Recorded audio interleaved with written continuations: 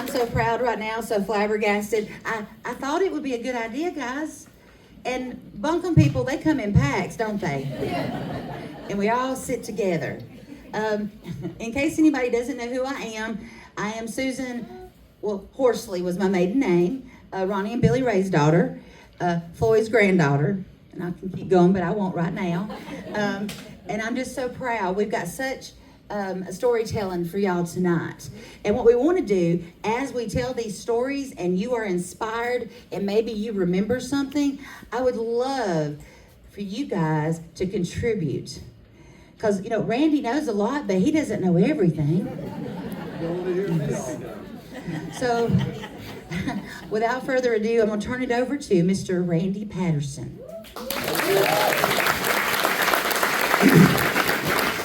I don't think I've seen this many Buncombe folks together since we were fighting a landfill back in about 5 years ago, and that seemed like a bad time then, but we look back now that we won. It was fun, and we were getting together all the time to figure out how to defeat that landfill. So it's good to see everybody again together. But yes, the topic is Buncombe, and I'm going to try to go through a few things, and then school history. We've got a bunch of things. And I'm certainly not a know-it-all, but I grew up in a home with a clipper and a saver. My mother saved everything. We've had some of it laminated.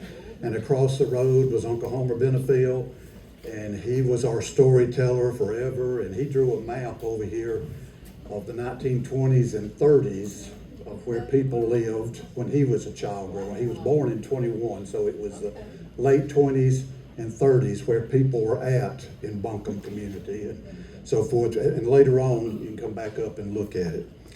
So let's start with where the name came from. The name Buncombe. Sounds funny to some people when I say that, but it's actually a person. We'll get to that in a minute.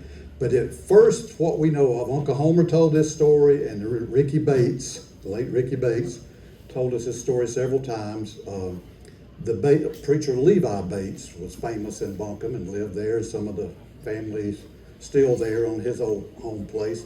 But I think Ricky said it was his granddaddy came from Buncombe County, North Carolina, and attached the name to the community. There weren't many people here then. But that's how the name got here. And then Buncombe County, North Carolina was named after Colonel Edmund Buncombe in 1791. And you might wonder where Buncombe County, North Carolina, if you've been to Asheville, that's Buncombe County, okay? And there is a North Buncombe High School still going up there. So anyway, so in effect, we were named after Colonel Edward Buncombe, a Revolutionary War hero. All right, and then the next topic is, I get asked all the time, where is Buncombe? Be still, Randy. All right. Where is Buncombe? Well, it's a community without borders is the answer I give. And over here on the far side, right on that corner, is the school district, board districts, and it's got Buncombe outline. And we're going to give you a general outline. Y'all, most of us around here will know where that's at. But there's going to be exceptions to every one of those rules, or where it's at. On the north end, basically, Walker's Creek has been considered the border, and the voting precinct now covers that. But David Robertson lives north of Walker's Creek, and he claims to be from Buncombe, so there's one exception. And then on the west side, Alabama is the border there, basically. And then on the south side, follow the Carroll County line. That is the voting precinct. But in the school days, there was lots of exceptions. In the old days, our bus went over into Carroll County. People have a stroke now if you went into another county and picked up people. But Jimmy Baggett and all the Baggetts, they live a mile where their home place was at over into Carroll County. We'd go down in there and pick them up. The Sanders girls, Dolly and Kathy, lived on that road. Then you come back up the road, Elgie Patterson, Stanley, and Ricky, and Nancy Patterson. There's 3 Buncombe Nancy Pattersons back in the day, and one of them is here tonight. So anyway, and then the Pikes lived on Buncombe Jake Road as you turn toward Jake up there at the top of the hill, and the Pikes and the Jordans lived right there. And then down Highway 16, the Carroll County line, One time the Pikes lived over in Carroll County down there, and we went and picked them up. And the Robinsons, Mark Robinson's home burned at one time, and they lived over in Carroll County. We went and the buses went and picked up some of them at one time. And so then coming back up Buncombe Waco Road, if you knew where Mr. Marcellus Robinson, Roy, and all them grew up at, that was basically the end of the Buncombe bus route and so forth. So north side, basically highway, the Walker's Creek, and across the old 100, where Tony and Charlotte are just barely in Buncombe over there. Yeah. All right, so that's the basic, but there's no standard line. And then we get into now, Tallapoosa run their city limits sign out to Buncombe, cause some trouble. And anyway, started building eateries out there. We claim that there's policemen just want to come out there and eat at some of our eateries. The Big O was the very first eatery there at the interstate. And the Welcome Center, that's the Buncombe Welcome Center, not the Tallapoosa Welcome Center. That's in Buncombe, okay? And then some of the places around, High Point, we got some folks that claim to be in Buncombe over at High Point, Robert and Mary Robinson's house. We went into Carroll County to pick up your cousins, the Robinsons, Bunny and Junior, Roger, and all them. That house is in Carroll County, but the line runs through their yard. So there is no set boundary is the answer to that. So wherever you want it to be. And Jake community, the Jake community, we call that a suburb. That's the east suburb of Buncombe. Okay, now my main task is to go through the school. Now we're going to hear from Nancy and Diane and Johnny in a little bit on some other topics. But we've got stuff laid out here, and it goes way back, again, because Mother saved everything. And when we want to go back the very beginning, let me show this book right quick. Miss Mildred Johnson, Diane's mother, wrote this book, and she's checked. You can order this Buncombe history book online now. Our family had one, and Craig and Joyce have claimed it, so I'm going to try to order me one. On Amazon, that's right. So it's got great stuff in here. All the older families got some good pictures and stories of the schools and all sorts of things. But it's called Buncombe Folks by Mildred Stiles Johnson, I think was the name on the back somewhere. So if you're interested in more Buncombe history, there's a bunch in that book. All right, let's start out with schools, and where Uncle Homer drew the map. To start with, in our area over at southeast Buncombe, there was a place called Pateville School right at the county line. You turn left on Buncombe Jake Road. Pateville School sat right there, and a bunch of Pates. The Pate, Brother Dave Chandler, some of you know, that was his folks, the Pates, and they're buried, some of them are buried at Shiloh. So right there, down through there was a bunch of houses on Buncombe Jake Road back in the day. And that's the Pateville School. And then over on King's Gin, that's where Donald Coggins, Donald's here somewhere, Donald and him, his mother and him lived right at the start of King's Gin. Somewhere right in there was called Midway School. And in 1926, they consolidated those two to make Red Top or Midville, I believe I got it right now.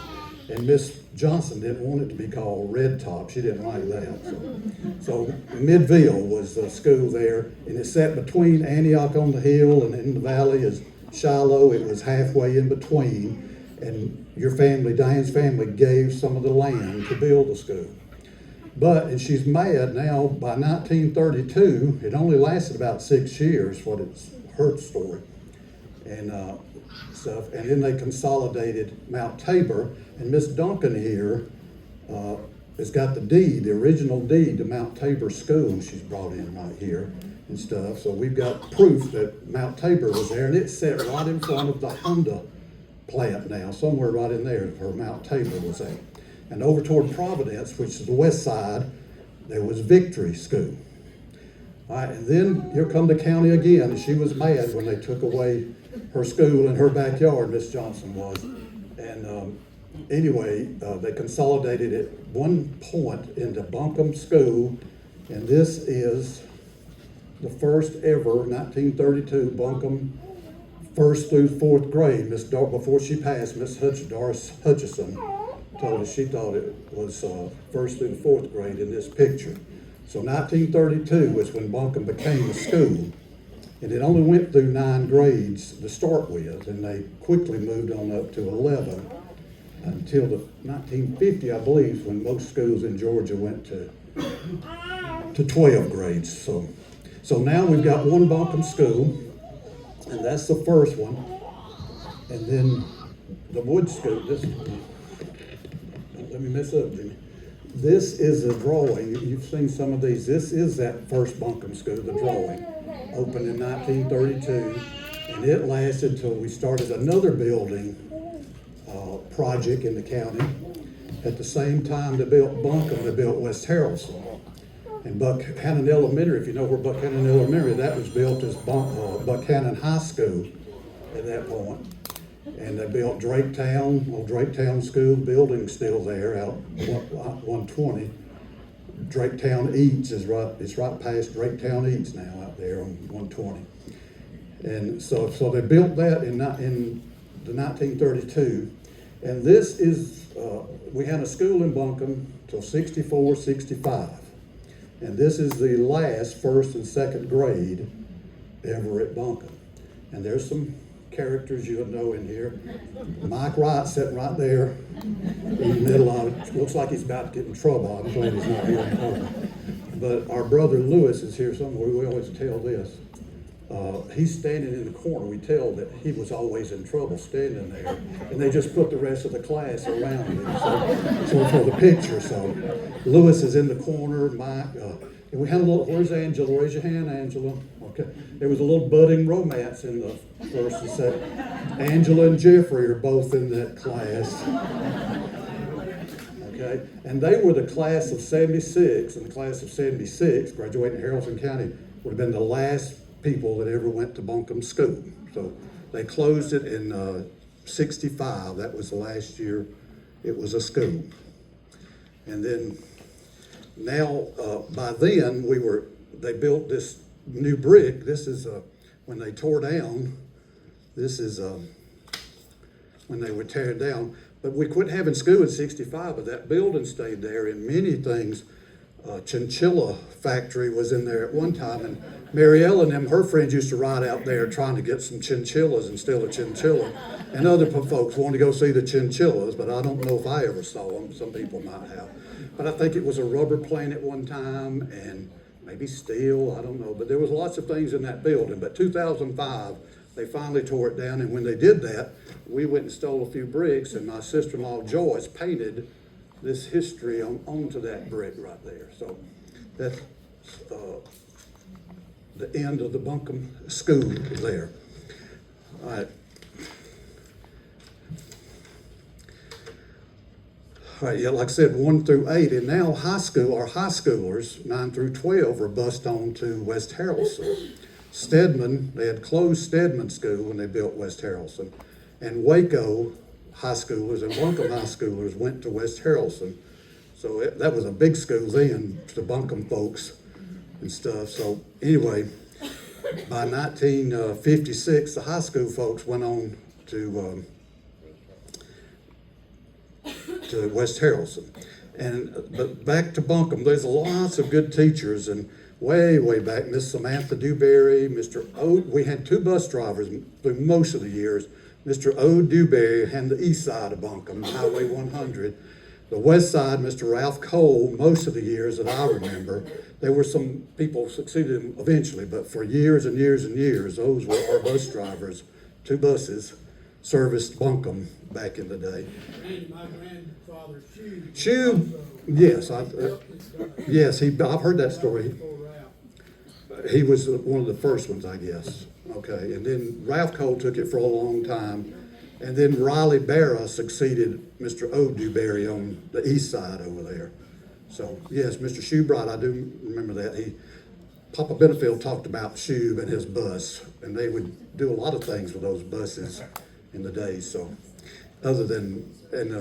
when West Harrelson played basketball games, they would run a bus. People didn't have cars coming. They would run a bus through Buncombe and carry people to West Harrelson to the games. And it might have been Shube or Mr. Dewberry, some of them would run a bus around because people, you'd pay maybe just a quarter or something toward gas and get your ride. But Miss Samantha Dewberry, Miss Ruby Tolliver, that a lot of us saw later at West Harrelson, Miss Mattie Lee Cole Johnson, and Rod's mother, Betty Lipham, taught at Buncombe. Not many people knew that, but I heard that story on back. Miss Estelle Sheffield, so forth, and Miss Eunice Long Hildebrand, and so forth. But there was many others through the years. And the last principal was Mr. Jack Johnson, which was he served down at Bowden some and a different place, but he was the last principal at Buncombe. And another one we saw, Mr. Webster Smith. When my mother was in school at Buncombe, he was the principal. And then when all of us, my brothers and I, and all of our age group got to West Harrelson, he was our principal. So Mr. Webster Smith was on that west side of the county for a long time there. So, all right, a couple of quick things here. I mentioned Ricky Bates a while ago. This was a unique story. We had a school dog, and Ricky called him Pumpkin, but all the rest of us called him Ricky Dog. And he really came to school. He lay down in the classroom, and Miss Hildebrand, I remember, gave him a report card, and it said good attendance and well behaved, and so forth. And then the second part of it, I hate to even show you the second part. We met his end. Norman Bates, Ricky's daddy, lived across the road up the hill a little bit from Buncombe in a sort of a cement house, and Ricky would walk to school with him and stuff. But when Ricky went on to West Harrelson, Ricky Dog knew it was time to go to school. He would come on by himself, and Miss Hildebrand let him sit in the classroom with us. But he met his demise on the road there one day. I'm sorry, I didn't mean to tell that sad part. But we had a dog, and I swear, I saw this. He could count to 3.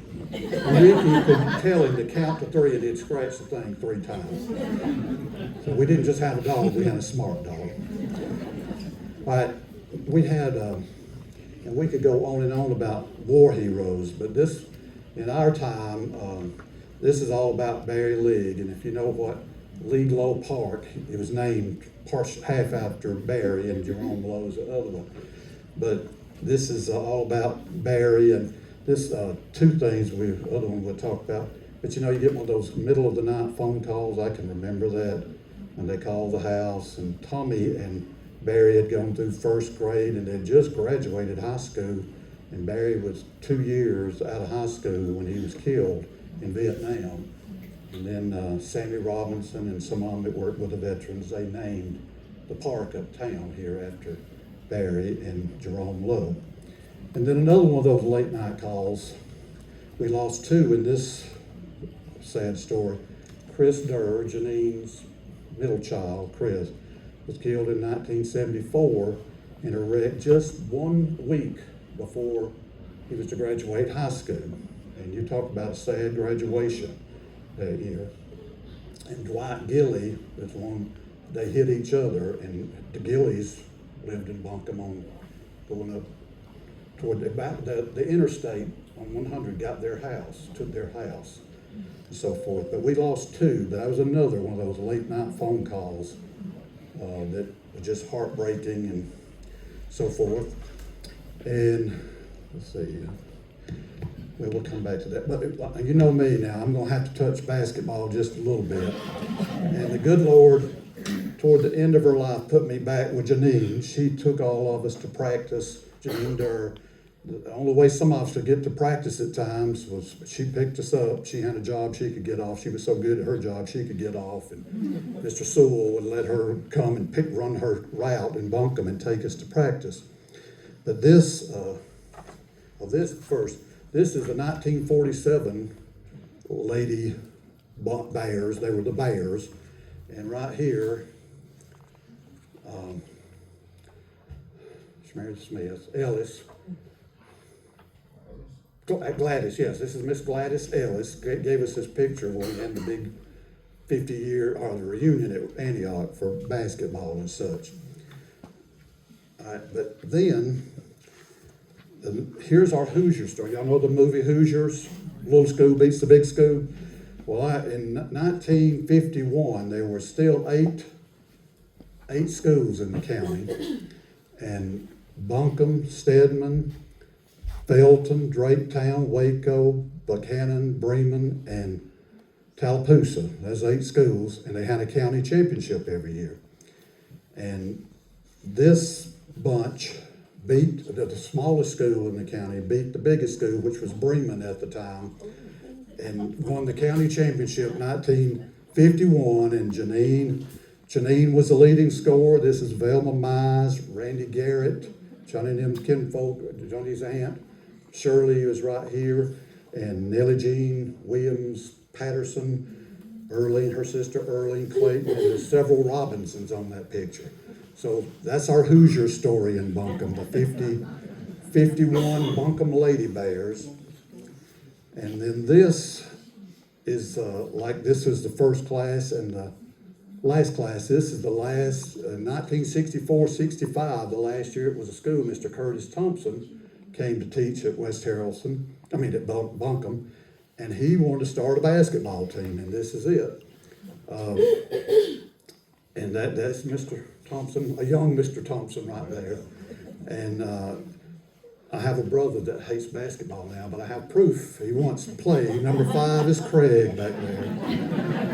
And then there's Dwayne Baggett. Here's another one from the team over there. There's Dwayne, and God rest his soul. There's Tommy and Dwayne were on the team. This is one of the Pierce boys.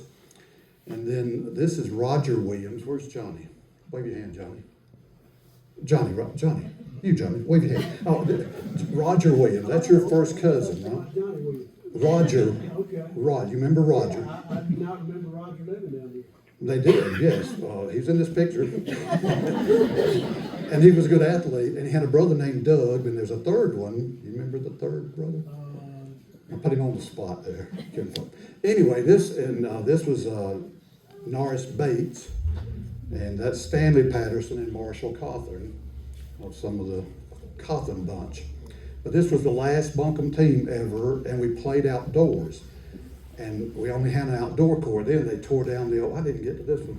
Let me back up here. This is inside the old Buncombe gym, that same Hoosiers bunch that beat Bremen. This is inside the old Buncombe gym. Looks kind of dark in there, but I think Janine could shoot anywhere back in those days and stuff. But anyway, this was the last team. Billy Cates was on this team, but he was missing.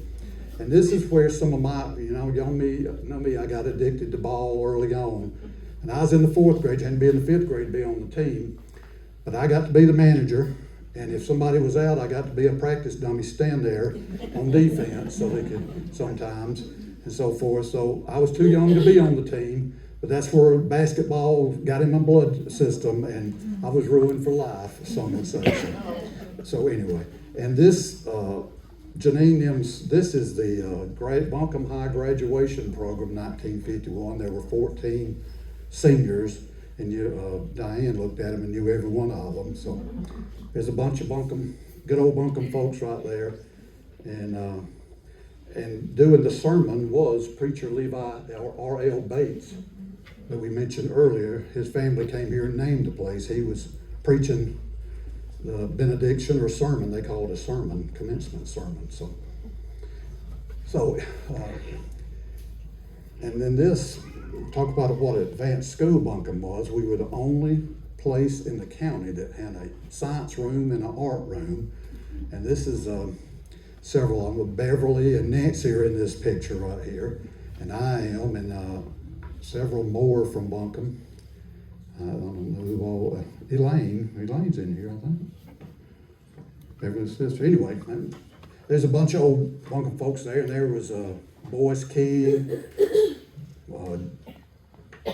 Ronnie Ray, who just passed away a couple of weeks ago, sadly, and Roger Prater is right there. He passed away a couple of years ago, I guess, now. So anyway. All right, and then over this way, we got As we went on to West Harrelson, this is some of our folks are in some of these pictures, and I took these out to, if you don't know about the sign shop at Ridley's, Sarah Limbaugh and Lisa McBurnett Paris can do miracles out there. We got 60 through 64 as they went to Washington, D.C., and they've got the names on it now, so we made a bunch of copies of those. And then we laugh about kids are so spoiled these days. You look at it, Haralson County High School now, and you don't recognize this is what it looked like as we opened it, 1971. When this 71 was the first year the building was open, and the only thing was ready was this main building. And the first year, the gym and the football field were not ready, and we still played uptown here. Over here at the rec field was where the Rebels played the first 3 years before it was ready. But we got to this school eventually, and my goodness, how it's grown and changed through the years, so forth. So anyway, and then Mother Saved, there's a whole box on a whole pack of those. This is the 1963 graduating class. Diane's on this one, and this was a sign of things to come. You look at her list of things she did, it's the longest one there. She was in everything, but she told me a while ago that her mother put her in everything. So she had to do it. So, but all kinds of stuff like that we've had fun through schools. And I'm going to finish up here pretty quick with schools, but let me tell one more story. I know some of you had me in class at some point in school, and I used to tell this story that I won the Buncombe Spelling Bee in 1964. Well, I did one day, but Miss Aiken was our fourth grade teacher that year. Now, I don't know if Beverly and Nancy and Donald, they were all, I have 3 classmates here that I beat that one day to beat, but Nancy was my nemesis. Raise your hand, Nancy, there's my nemesis. She could spell, I don't know what stomped her that day. She might have been out, but anyway, I won one time, and I claimed the Buncombe Spelling Bee champion. But she won every Friday. It seemed like we would have a spelling bee to test our words, and she would beat me nearly every time. But one Friday I got it, and I was so excited. It was a thrill of victory. And then when I was teaching school, and you know how kids are asked silly questions in class, does spelling count? Well, I got so tired of hearing that. I started telling that story that I won the Buncombe Spelling Bee in 1964, and they got so sick of me telling it, oh, if they ever ask that, Coach, we know, you won the Buncombe Spelling Bee in 1964. So I use that to tell them that spelling counts and so forth. So anyway, all right, now school stories. Anybody here got a school story, Buncombe school story that want to speak up and tell? Anybody got in trouble in school?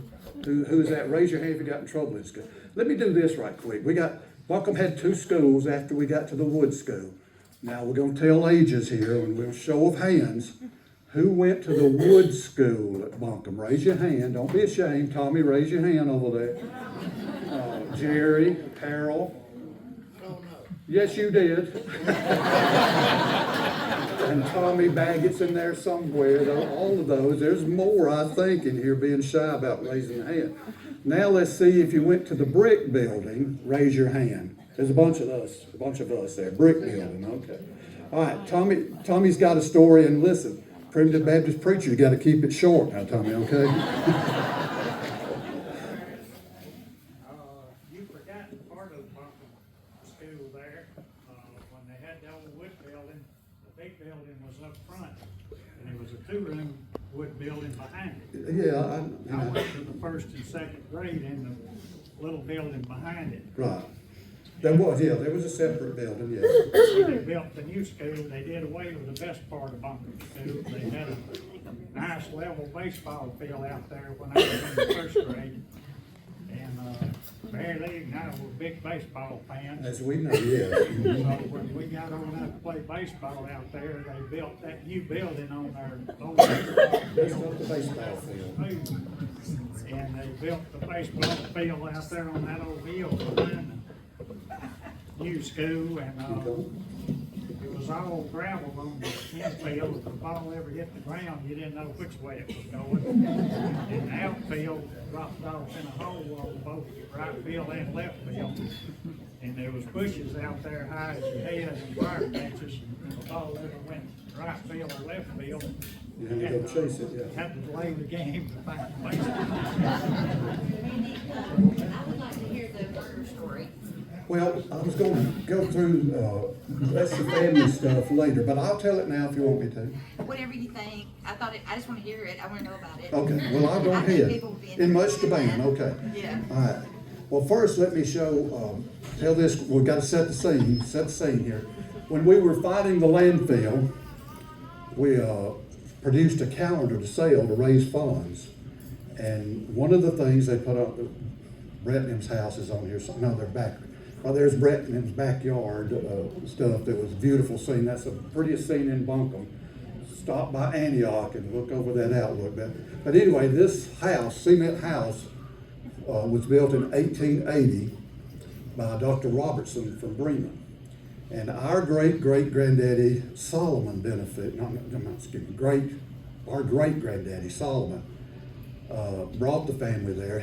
All those benefits he had 12 kids, and they lived over in Alabama, just above Rambert in the Macedonia church area. All the benefits are buried over there.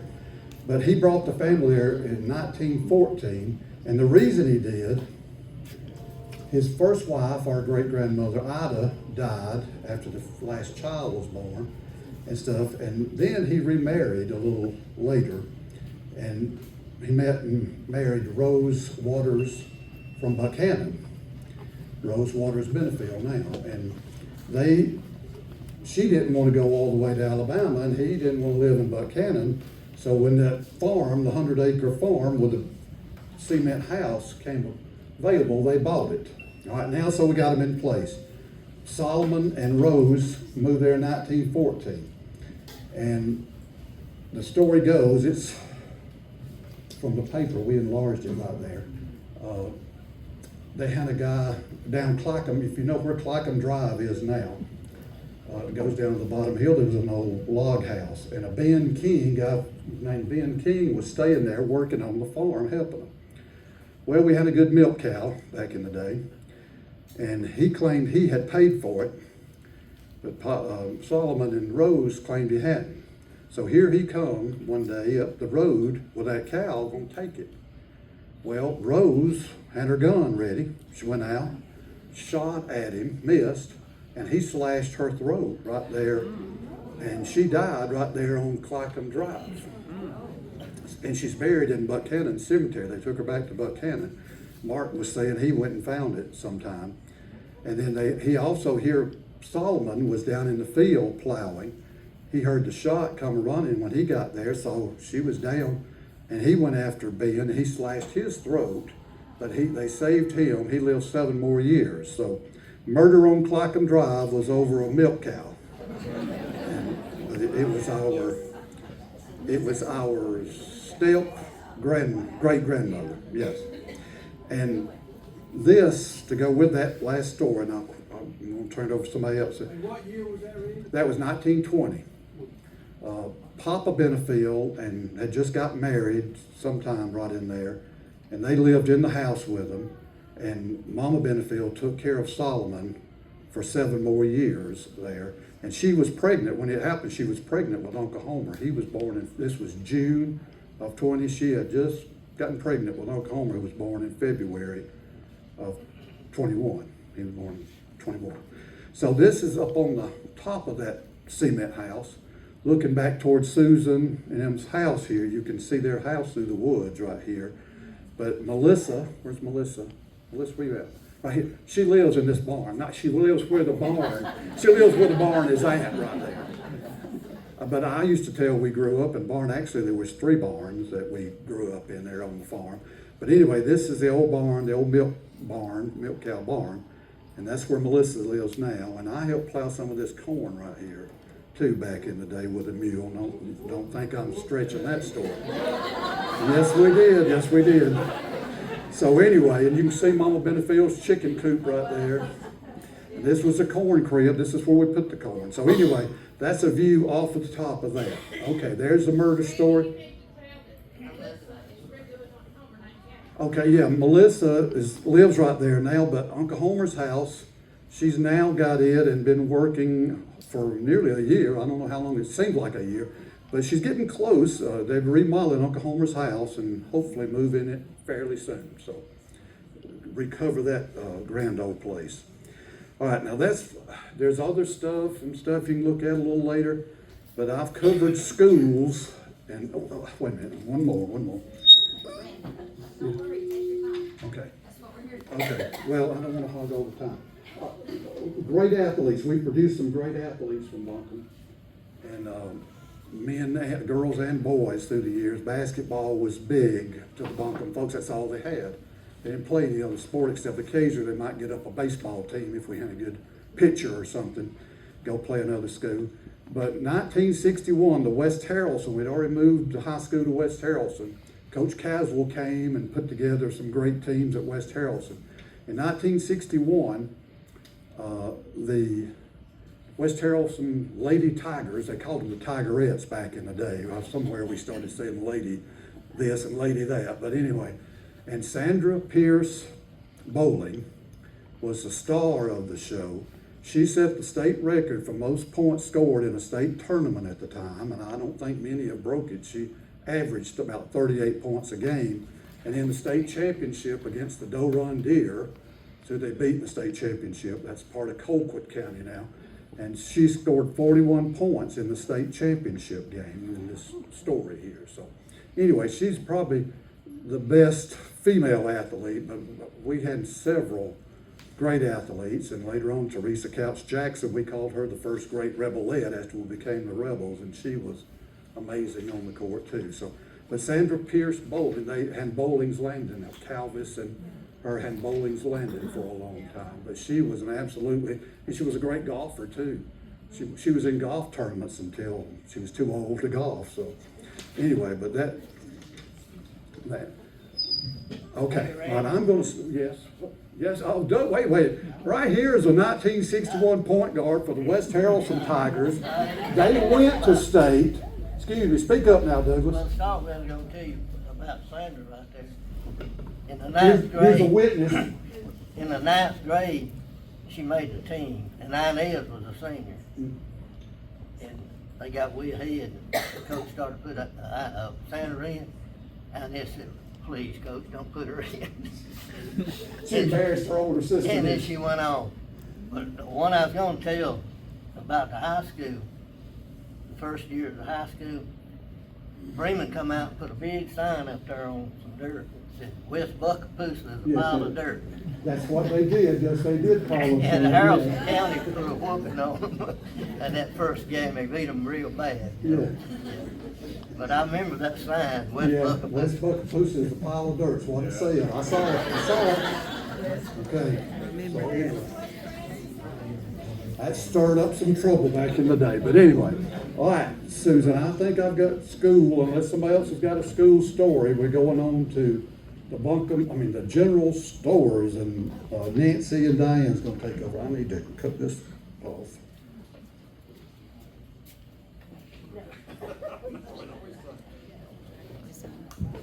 Anybody got any stories about the schools? More school stories. All right, well, that was easy. I can introduce you. This is Nancy Johnson Allen. And she's gonna tell us some of the history of the general stores, as I believe, is Diane also going to as well? Okay. Buncombe had quite a history of general stores. I remember at one time, we had 5 stores open for business. From talking with Irisnell Smith, it appears that Mr. Asbury Smith, her father-in-law, may have had one of the first stores in Buncombe. And after speaking with Diane Johnson Clayton, her father, Mr. B.V. or Buey Johnson, bought Mr. Smith's stock and started his store. And I would like for Diane to share with us some history about the Little Rock store the gathering spot of West Buncombe, where if the weather permitted, there was horseshoe pitching, and if the weather was bad, then you went inside for a checker game. So Diane, if you'll come and share with us. Yes.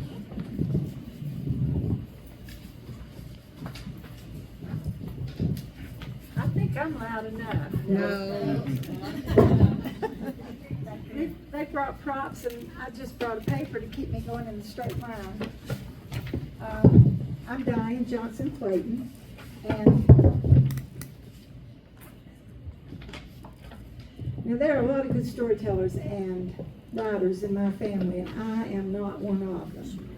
But I did grow up in Buncombe, and I can tell you a little bit about the B.B. Johnson store, the rock store. I go way back. I don't go all the way back, but my mother was there along with Daddy, and she did go all the way back. She was interested in family and community history. She was a good storyteller, and she was a good writer, and she had an amazing memory. So I do have access to some dates and some facts that I would not know, or if I did know, I forgot, had it not been for her diligence. So I'm going to give you just a little bit of history about the store. Mildred Stiles Johnson and B.B. Johnson married on November 8th, 1925. That would be 100 years ago this month. And after a very short few weeks living with Daddy's parents, they made a quick decision to move from the Kansas community to the Buncombe community. I think that would make you want to move pretty quickly. Papa Johnson owned some property in Buncombe, and they purchased 50 prime acres on what's now Old Highway 100. And the conditions were pay as you can, no interest. So with the help of Daddy's 4 brothers and his papa and his brother-in-law, Brad Phillips, and several of anybody else he could get to come and help, they began clearing and prepping the land through those winter months, making plans and building a 3-room house and a barn. Mother always thought it was funny that the barn was finished first, but I guess that was necessity, I guess. They moved into the almost finished house in the spring of 1926. After a few hard years of farming and cotton picking and gathering corn, and the Depression was hitting, Daddy thought maybe there's a better way. And he took a big step of faith and bought a stock of goods from Asbury Smith, and he built a store building. Now it faced the house. At that time, the road went between the house and where the store sits now, the road to Shiloh. Not where it is now, but between the 2 buildings. So he built the store to face the house so that they could sort of keep an eye out for customers, because they had to still do their household and farm chores, and Daddy was still farming. It was a wooden structure with a pot-bellied stove for heat, and that also kept the eggs and the fresh foods from freezing in the wintertime. I debated about whether to tell this part. He had the big stove, and around the stove he had built a frame, like a sandbox almost, around, and the stove sat in the middle, and then there was sand filled inside the sandbox looking thing. That was for the men to spit their tobacco and put out their cigarette butts.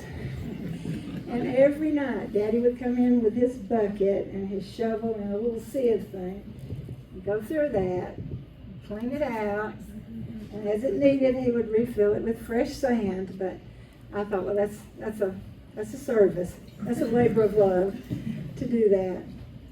But anyway, he stocked in that store fabric, thread, sewing needles, buttons, hose, necessities for the ladies. And he also had men's overalls, plows, nails, cattle and chicken feed, groceries of course, tobacco and candy, and a hand-pumped gas tank. A Coke was a nickel, a pencil was a penny, 5-pound sugar was 30 cents, and a dozen eggs was 12 cents. Can you imagine? Later on, he started driving through the community and picked up things from the community that they wanted to sell. He would get crates of eggs and take them home, and they'd wash them and candle them. And he also picked up things like eggs and fresh vegetables and even chickens. Anything, they wanted him to take anything he thought he could sell. And he would take that then and turn to the Atlanta Farmers Market. And then there he would buy things like chicken and stock feed and other hard to find things that the Buncombe customers might need, but we didn't have easy access to. So we go on, and electricity came to Buncombe in May of 1940. Now this was wonderful news, and it was going to make life a lot easier, but the 40s were challenging with the war, men called to serve, and one of the main things he had to cope with, supplies and groceries were scarce, and allotted ration books was a new aspect of trade for him. But you do what you have to do. But electricity did bring electric lights, refrigerators, radios, well pumps, and also gas pumps, and the need for a new store building. I want to mention this. During the 40s and the 50s, a group of Buncombe men made many trips to the highway department in Atlanta, pleading for the road from Tallapoosa to Bowden to be reworked and paved. In the wintertime, they say it was just almost impossible to travel. Some of these names were, I think maybe some of you will remember, Albert Patterson, Will King, Cliff Patterson, Ralph Cole, Brad Phillips, some of the Williams men from the other side of Buncombe, and of course Daddy and others, but they made a lot of trips pleading to get that road work done. They even sought the help of an up-and-coming young lawyer and politician from Bremen. You might know the name Tom Murphy. Okay, finally work did begin, and it was completed in 1953. After the state completed the road, all the larger rocks were pushed over to the shoulders and in the ditches to be moved later. Now, Daddy was ready to build a new store, and those pretty white rocks looked like maybe a possibility for him. So he went to the authorities and asked about getting them. Could he have them? And they said, sure, you can have them, you just have to move them. So with you know what a ground slide is? Anybody remember? So with a ground slide and a mule and his brothers again and some young local men and lots of work, quite a few months later, we had the rock store building. Daddy's stock now was basically groceries with a few farm items, some school supplies, household medicines. The best part for him was the new red Coke box, a freezer where he could stock breakfast meat and some other perishable things that he'd never been able to stock before, and listening to Joe Moore from Birmingham on the radio. Anybody know that name? Yes. For the kids, the best part was maybe a chest freezer for ice cream, cookies in the Tom's jar, always the candy counter, anything from penny candy to a bar big enough to share. Do you remember the assorted candy that came in a cardboard box with a divider? You could pick what you wanted. You don't remember. They had it was in 4 sections, and you could pick what you wanted and put it in your bag. Anyway. And there was still the ever-present kerosene pump on the porch, motor oil, and 2 new gas pumps. Standard Oil was his supply. One of his grocery suppliers was Williams Brothers in Tallapoosa. A large part of his business was always on credit. Daddy did all of his calculations with pencil and paper. And he was so fast and he was so good at it. He kept a running tally of credit purchases recorded in a big ledger book. And people came in and paid by the week or at the end of the month, or when they sold a cow, or as they could, just sometimes never. There was not a definite closing time. Doors could always be opened again if somebody needed a gallon of milk or needed gas or medicine for somebody sick at home. We all worked at the store through the years. As a kid, we pumped gas and kerosene, learned to make change. You don't see that much. I could cut exactly a pound of hooked cheese, and I knew the difference in an 8 and 10 penny nail. John, I knew the difference in an 8 and 10 penny nail. The rock store had become a landmark on that part of Buncombe, on the old 100. That was the original. I think that was the original, wasn't it? Main way to get from Talcott about. But it was always more than a store. It was a gathering place for the locals. Now the ladies came to shop, but the men often came just to hang out. It was a place for good conversation, tale-telling, sawmill dinners, replaying Friday night's basketball game, and later on, what's going on with the Atlanta Braves? They were so thrilled to get a Major League Baseball team in the South. Serious Bible discussions and spirited political debates were often heard, but they always ended respectfully. He never tolerated foolishness. There was an unspoken but understood code of ethics. We need that today. In the winter, like Nancy, where did she go? In the winter time, or on cool, rainy days, there was always a checker game back by the heater. It was like best 2 out of 3, next guy can play the winner. And on summer days, the porch would be full. You could hear horseshoes clanging all day. The game ended at dark. And in 1982, Bobby and Janine Durr purchased the stock and ran the store for a few years. This landmark remains in Buncombe. My son John owns the property and has converted the rock building into a gathering place for local musicians to play and record and video their music.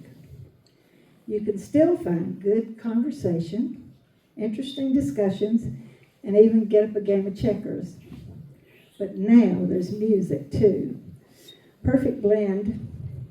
Mildred and B.B. Johnson would love that.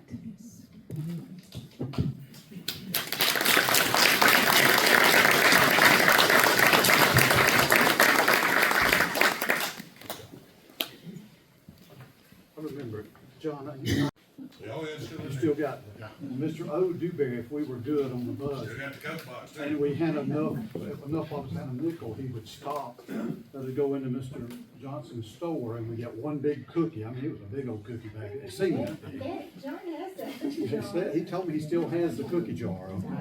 Can you fill it with cookies for us?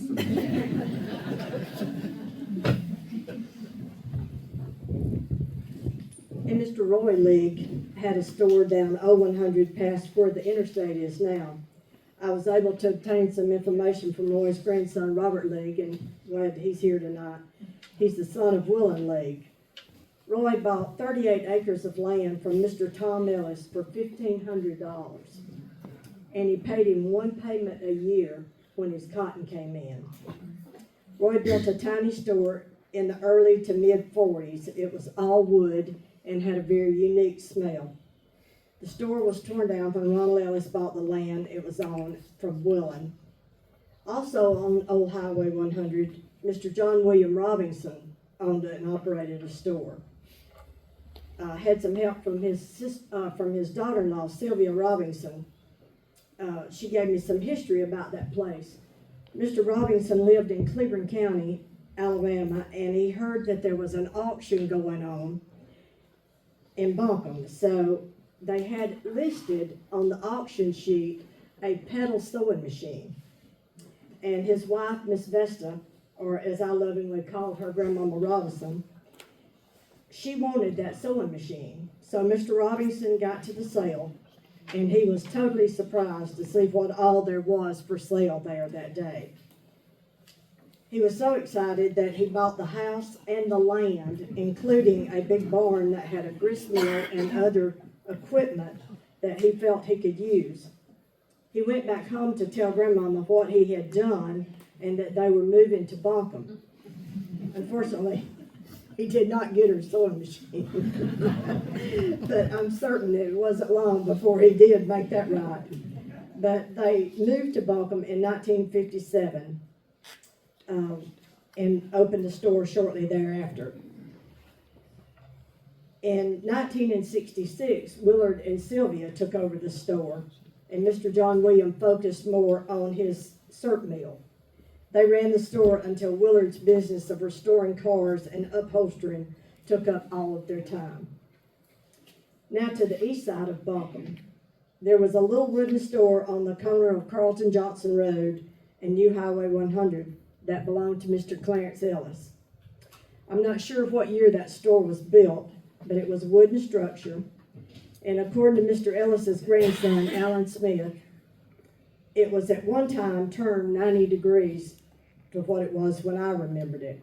Alan doesn't remember why they turned it, but he did remember that it had a couple of wooden steps going up to the porch, sunbeam bread, screen doors, and the gas pumps was like Buick's. They were hand cranks.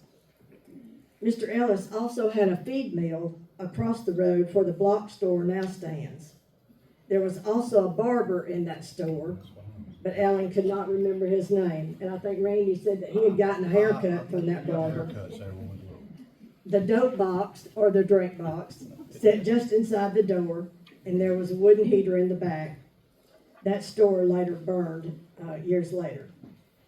Sometime around 1955-56, according to Miss Jackie Bailey Jones, her father, Mr. Jack Bailey, bought Mr. Ellis's inventory and built the block store directly across the road. Jackie said that one of the things that she remembered most about the store was that he had the best thick sliced ham. And her and Bud always wanted to get some when they stopped by, and they were required to pay for it. Mr. Bailey ran that store up until 1965 when he sold it to Carlton Johnson, my daddy. Daddy named the store Jay's Cash and Carry. Daddy had had several businesses before he bought that store. He owned a radio shop, a TV repair shop. He and my Uncle Berlin Bearden had a grocery store together named B&J's, and all these businesses were in Bremen. In the mid-40s is when he had that store with Uncle Berlin, and then he built a barbecue place. It was called Bankhead Barbecue and Drive-In, which was also located there in Bremen on Highway 78. Daddy had an accident helping a gentleman at Stubbs and Hogg's Furniture Company. He was just walking by and saw the guy was working on what was called a studio bed at that time. I guess it would be like a day bed now. And he stopped to help him. And the gentleman had a screwdriver working on the spring, and that screwdriver flew up and pierced my daddy's eye, and he lost sight in that eye. And so it was a sad time for him, and he sold the barbecue place and went into the used car business. But we moved to Buncombe in 1958, and he decided one morning that it was time for a change, and he had heard that Mr. Bailey was talking about selling the store. So he decided to go and talk to Mr. Bailey about it, and he took my baby brother, Danny, with him, who was 5 at the time. While Mr. Bailey and Daddy were talking, Danny was walking the store, checking out the inventory. So when they got back in the truck and started home, Daddy said, "Well, son, what'd you think about the store?" And he said, "Well, ain't much of a store." And Daddy was a little surprised, and he said, "Well, what was wrong with it?" He said, "Ain't got no Bosco." And for y'all that don't know what Bosco is, it was a chocolate syrup that you put in sweet milk to make it chocolate. And DJ was a big chocolate milk fan, so it didn't have any Bosco. But we got the most of our inventory and supplies either from Williams Brothers or from Root Wholesale in Bowden. And our first cousin, mother's nephew, worked for Root Wholesale. So he had heard that Daddy had bought the store. He came by the house one afternoon, left him a order book to place his order, and you can imagine what the first item was on the list. It was Bosco. But Daddy purchased that store from Mr. Bailey and ran it until 1974.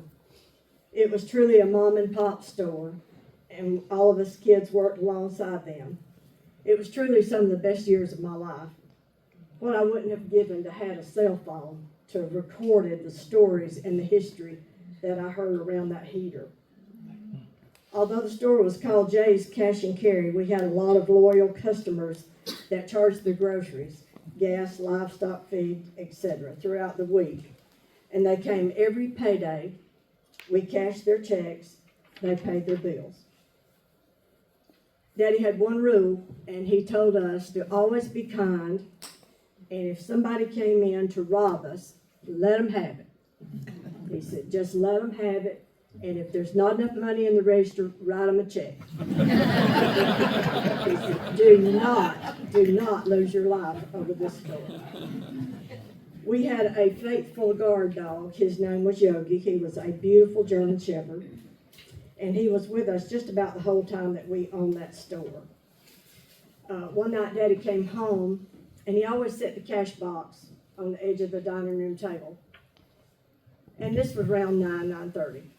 And about 10:30, he decided that he was going to get up and check the day's sales and tally up, as he called it. And the cash box was not there. And so he asked us kids, what'd y'all do with the cash box? Well, we have moved it. Well, he asked Mother, what have you done with the cash box? I didn't move it. Our Grandma Bearden was living with us at the time, and she and I shared a room.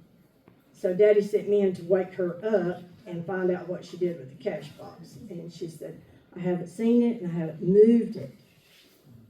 And about that time, Daddy bolts out the door, and he said, it is sitting on the store step. So we all go and stand in front of this big window, and we're watching Daddy's taillights as he's going over to the store. We lived about, 3/4 of a mile from the store. He pulls in, nothing for a little while. Then we see lights come on. Mother said, this may not be good. He's got the lights on. So in a few minutes, the lights go out. We're still standing at the window. Here the truck comes back. He gets out. He's got that cash box in his hand. Biggest smile on his face. It was sitting on the step. Mother said, well, what did you turn the lights on for?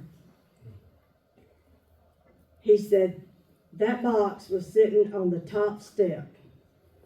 Yogi was laying on the bottom step with his chin on the cash box. I truly believe that dog would have given his life for that cash box because he was very, very protective. And Daddy said, I went in and got him an ice cream. And he will get a steak tomorrow. And he did. He did. Daddy sold the store to Will and League. Will sold it to Roy Robinson, and he and his wife Kathy ran it for years and raised their children there. They then sold it to Donald Newman, and Donald sold it to the Lees. And they were the last real owners that I really knew, and I'm not sure who owns the store now, and I'm sorry to say that I really don't know, but it's changed in the last few years. Now this box has a lot of history in it. This was our bookkeeping system right here. And even though Daddy named it Jay's Cash and Carry, there was a lot of credit at that store, and that was fine.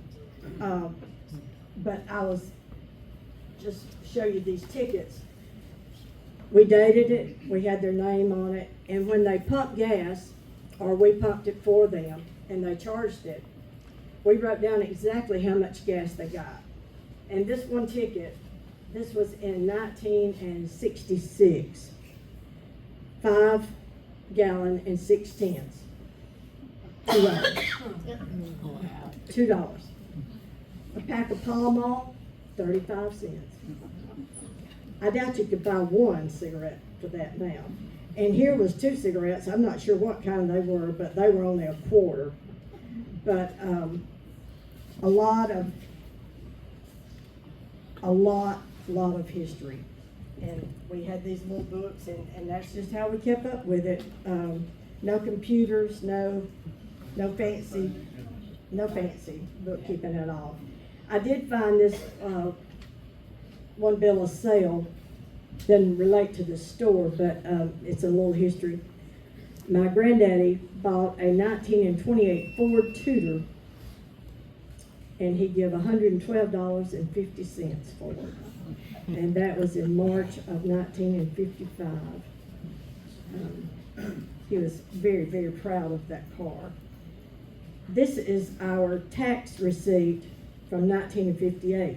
Trust me, Mother and Dad didn't throw away anything either, so, you know. Don't go there with taxes, right? We are gonna go down with taxes. There was no countywide school taxes or school bonds. There was only county tax, and the state tax was only 13 cents. So, yeah, it was It was a different time. It was a totally different time. And I found my first tag receipt where I traded cars after my parents bought me a car for graduation, a 1966 red Opel. And it was a cool little car, especially when the muffler got a hole in it. But but my tag and ad valorem tax and all that was $21. So a lot has changed. I know that my brother has a story about the store. Danny, if you'll share that with us. I got a lot of stories. I'll keep it brief. I was 5-year-old and Dad bought that. So I learned a lot of good things. I learned a lot of bad things. I learned how to cut, deal with barbecue. And Brother Homer, he had to pick me out. If we had a funeral or something, come on in, let's go over here and get a cue, you know what you're talking about. But anyway, I learned to respect people and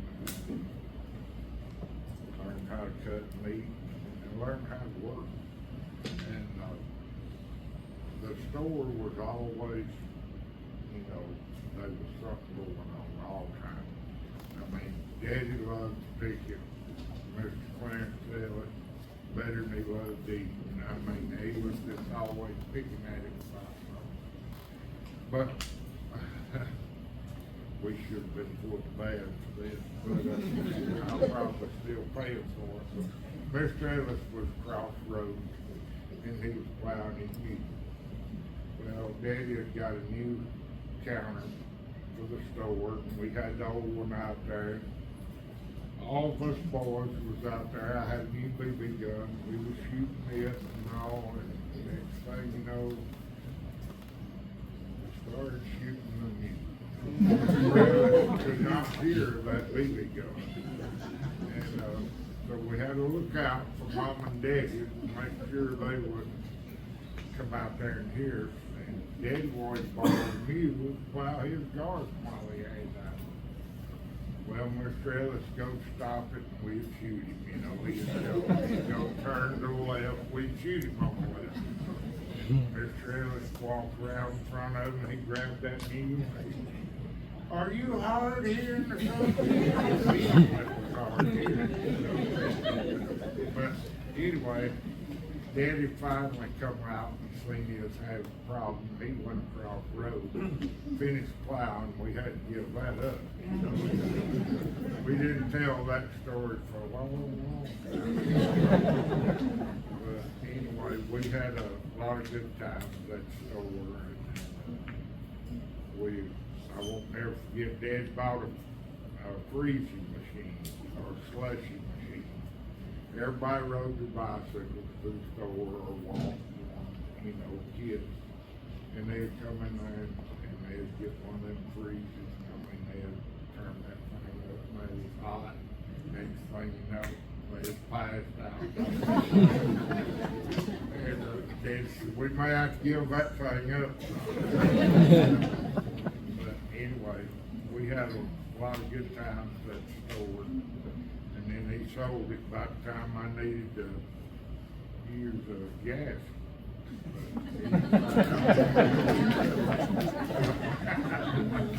But yeah, we have a lot of good times at the store.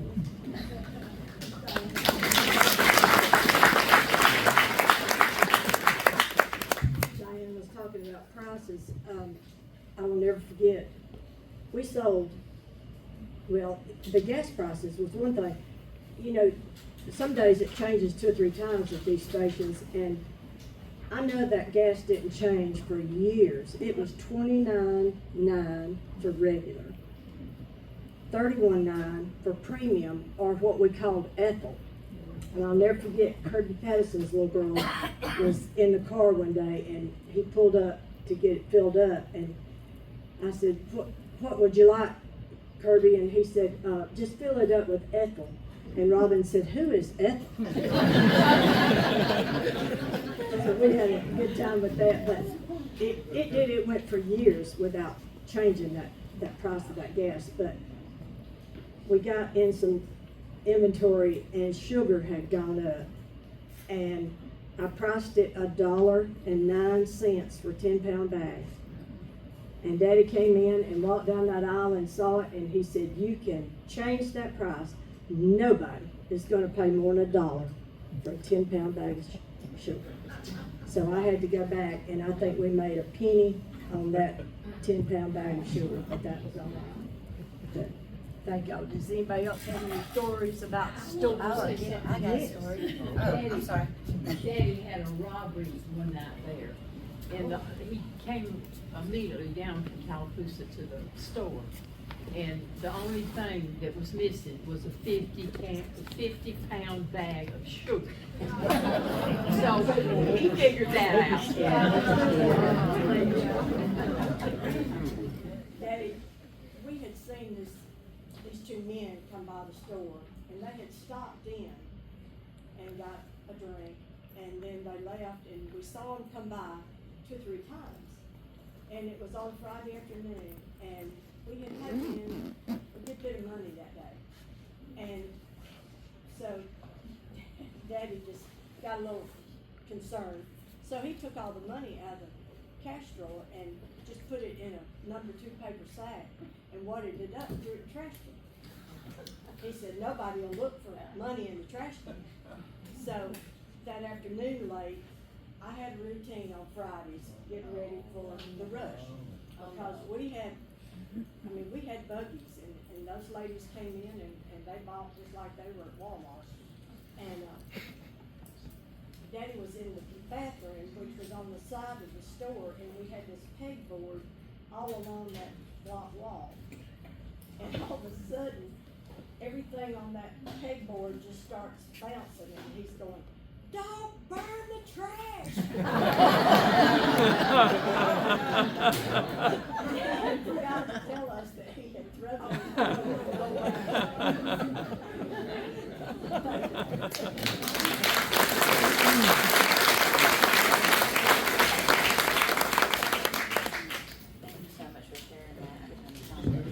Thank you so much for sharing that. And you too. And Diane, that was wonderful. Thank you so much.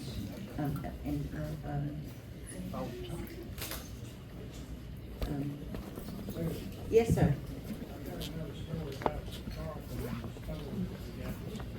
Okay, do you want to come here? Because we've got a microphone. Carlton worked with me for about 11 years after he sold the store. He was always telling me stories about it. One of the things he told me one day, he said he was in the store there, and there were two guys standing around the heater talking. Said this guy came in and had an old food mixer in his hand. Came up to the counter and said, sir, would you like to buy this mixer? And Carlton said, he first told him he didn't want to buy it. And then the fella said, mister, I'm desperate, I need some money. So Carlton pulled out $5 and paid him. Took the old mixer, and so the guy left, and the guy standing around the heater said, Carlton, what in the world did you buy that old mixer for? He said, didn't you hear what that feller said? He said, I'm desperate. He might have went out and got the gun and come back and robbed me. Pretty sure he didn't want to get robbed. He paid the bill. Hear from Johnny Wright. Johnny, what are we gonna talk about? Our music man. Our music man. All right. And then, I have a story about my family. I think Tommy has something to say about his. No pressure. You gotta get the B.O. Robinson story, we got a bunch of pictures here. Yeah, okay. Well, Let's Johnny, let's get Johnny into music, okay? A bunch of samples over there, musicians. All right, well, I won't be real long, but you may know Buncombe has a pretty rich musical heritage, especially in gospel music and old-time string music. And I'll talk about the string music first. If you've ever watched the movie The Sound of Music, you know about the Von Trapp family of Austria. Well, Buncombe has the Baggett family.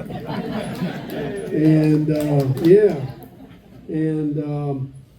I dare say that the Baggetts have spawned and inspired more musicians probably than the Von Trapp family has.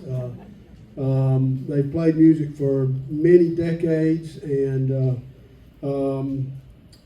probably a lot of you folks have been involved in their jam sessions, which is musical slang for picking gatherings, and they still do those 2 or 3 times a week, different locations. But in fact, they had an impact on me. I know the exact date. It was June the 19th, 1977, when I was sitting on the porch with Harold and Jimmy. I was between the 9th and 10th grade, I think, and their sister Jane and my mother were best friends, and so I stayed over at the house a lot. But it was on that date in 1977 that I decided I wanted to learn how to play music, and so I'm just one of many people they have inspired to play music. And back in the, I guess it was the 60s, Harold and Jimmy and Jerry McGuire, David Parker, and there may have been some others that played with them from time to time. I know Rhubarb Jones played with them some, and some other folks played with them as well. But they had a rock and roll band. I remember having a 45 record of one of Harold's compositions, "The Girl from San Granada Way." But anyway, one of Harold is a prolific songwriter. One of my favorites that he has ever written is "Back to Buncombe." I was hoping to hear that tonight. I think that would be appropriate. I may have to break out into that before we leave. But anyway, it was these picking sessions, these jam sessions that they had around different places. They eventually got to congregating at Thomas Gray's gun store there in Buncombe on Old Highway 100. We've talked about West Buncombe and East Buncombe, and you can probably do, think about it from a map standpoint, but Old Highway 100 is West Buncombe, that's where I'm from, and New Highway 100 is East Buncombe, which is but anyway, we've gotten along very well through the years, East and West Buncombe. But talking about the boundaries, Buncombe, you mentioned Walker's Creek, but I know in West Buncombe, The Laminax lived on the north side of Walker's Creek, and the Johnsons did as well. And I know they always claim to be from Buncombe. So, like you say, we don't really have boundaries there. But anyway, getting back to Thomas Gray's gun store, these gatherings got to be so big that Thomas moved them from his wooden gun store that is no longer there now, I think, or not in the same building. But he had a big metal building across the road there on Ohio 100 next to his house. And that became the Outpost. And probably most of you have heard of the Outpost, where they had a stage, a nice stage with a sound system, benches to sit on. They would serve refreshments, and then all out throughout the parking lot there'd be people, jamming, playing music, and this became very big. It was every Friday night, and no admission. Now they did have some bluegrass festivals on some of the weekends, and there was admission there. But anyways, it became extremely popular for many years, and in fact, musicians from all over the Southeast would come to it on a regular basis. And we even had, or they even had nationally known acts there, artists that came. I know Doyle Lawson and Quicksilver were there at one point, and two or three other big nationally known groups. And so Buncombe is a very rich history in string music, and then also I'll mention in gospel music, Diane, who you heard speaking a little earlier, Diane Johnson Clayton, about her mother, Mildred Johnson. She was an extremely well-known musician, a great piano player, and another prolific songwriter. And she taught music in the schools here in Haralson County for many years. And she was also a sacred harp singer. And if sacred harp's a very big part of the heritage of this part of Georgia, and there was a lot of sacred harp singing in Buncombe as well as Haralson County. But I think that covers everything I had to say about the music. I don't know if anybody has anything else you want to share music-wise. Thank you for this great turnout tonight.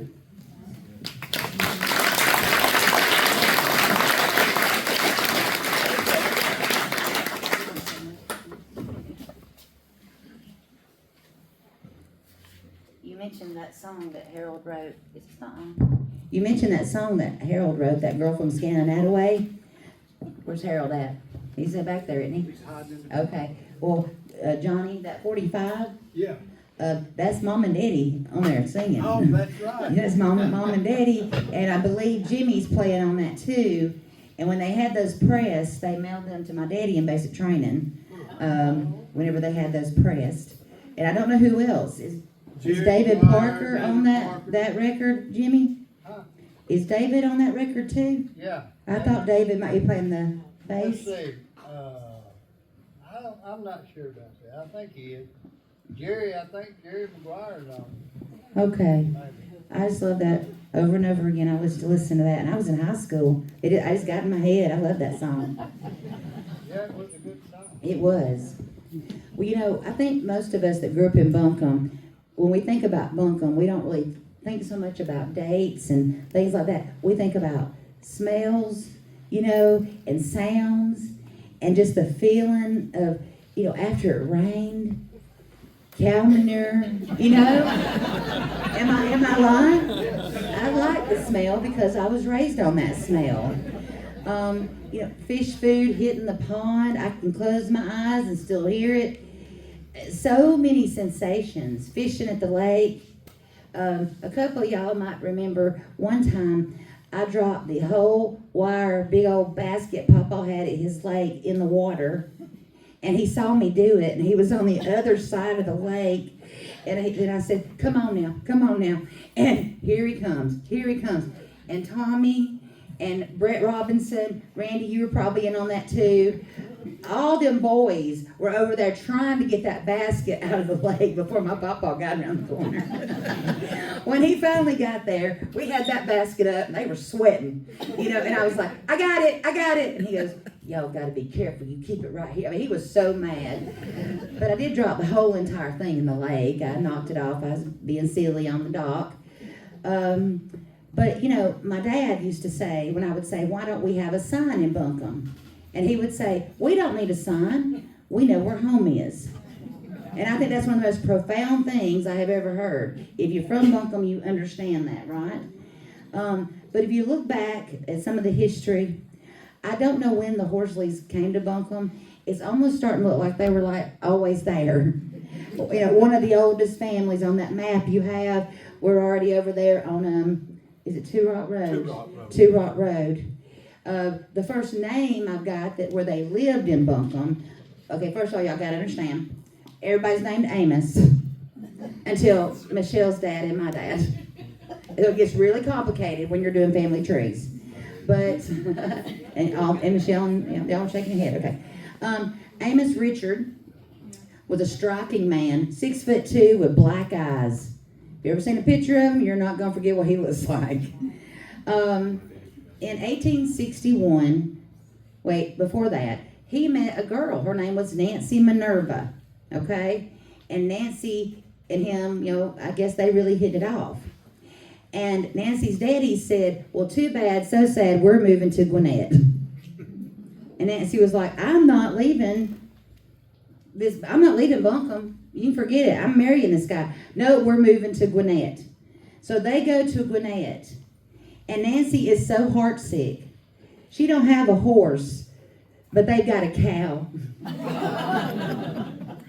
And y'all, she rides that cow back to Buncombe from Gwinnett to be with Amos. That's a love. That's love. They proceed to have 14 children. Nancy, you go, girl. Most of them, did survive. Not all of them survived. It's a very, like I said, there's an Amos in there too. Not quite sure. I don't want to talk about that right now. But anyway, so then 1861, they've already got a farm. They got 40 sheep, some cows. They're doing great out here in Buncombe. And he joins the Alabama Infantry. He goes up to Asheville to join. Okay, Asheville is North Carolina. Weirdness, right? I don't know why. So, right. So what is it? January 13th. In January? January 13th. Is when he enlisted. That's right. Okay. And so he goes, fights in some, dangerous battles, obviously, and he gets captured.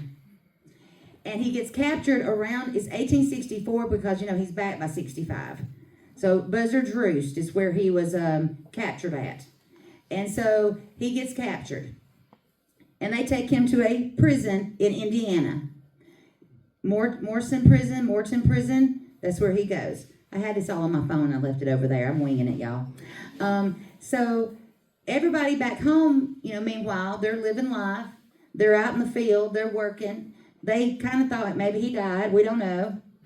And the story goes that he always had some type of horn. I like to think it was a whistle, but it probably was a little horn he had.